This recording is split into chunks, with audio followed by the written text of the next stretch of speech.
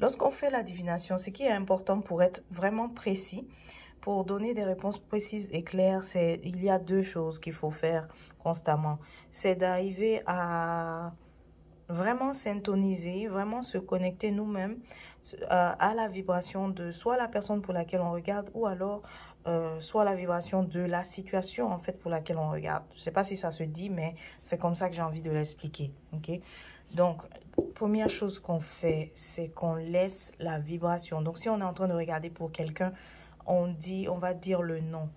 C'est ça qui importe ici. Une fois qu'on va sortir le nom de la personne, qu'on l'aura dit sorti de notre bouche, eh bien, ce nom-là est une vibration qui vient avec de l'information qu'on doit être en mesure de capter.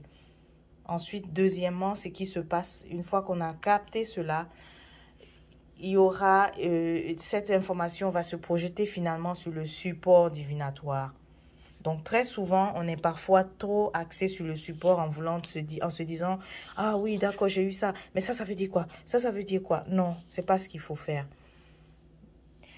J'ai eu le pendu aujourd'hui pour une cliente et il s'agissait de son enfant. Dès qu'elle a dit le nom de l'enfant, dès que j'ai répété le nom de l'enfant, en regardant les autres cartes et en regardant celle-ci, finalement, le sens que j'ai pu sortir de ce support était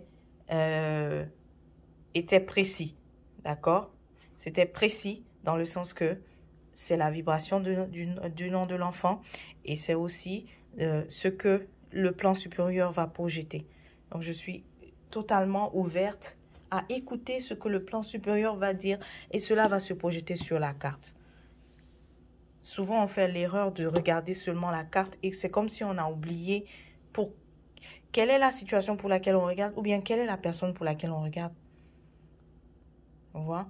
Donc là, ici, là, dans ce sens, dans cette position, ce que ça voulait dire et pour cette personne, donc le message que j'ai eu, c'est un enfant qui va créer intentionnellement des petits problèmes pour attirer de l'attention vers lui. Voilà, c'est ça le sens ici. Mais tu vois qu'on ne pourra pas prendre le même sens là et puis le projeter à chaque fois qu'on va voir le pendu renversé. N'est-ce pas? Parce que traditionnellement, le pendu renversé a son sens en fait. Mais ce que j'ai fait, c'est de me connecter à la vibration du nom de l'enfant pour lequel on a regardé. Et deuxièmement, accepter qu'est-ce que le plan supérieur va me projeter sur la carte. Et c'est ça que je vais dire, en fait, comme c'est cette information que je vais donner. Et en vérifiant évidemment avec la personne, c'est précis. Donc, ce que j'ai dit est précis.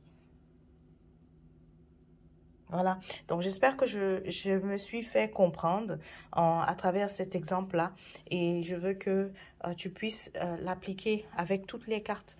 Donc, oublie la notion de à chaque fois aller regarder, ah j'ai eu telle carte, qu'est-ce que ça veut dire? Non, rappelle-toi, là tu regardes pour quelle situation.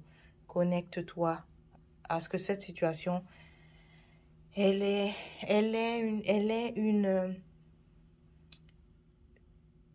cette situation est une information. C'est toi qui te connectes pour capter cette information. Et ensuite, le plan supérieur va projeter l'information sur le support divinatoire qui est ici la carte. Ça peut être d'autres supports divinatoires. Tu peux même aussi juste te concentrer sur rien du tout. Parfois juste sur rien du tout et penser à la situation et tu pourras lire même aussi juste sur ça comme ça.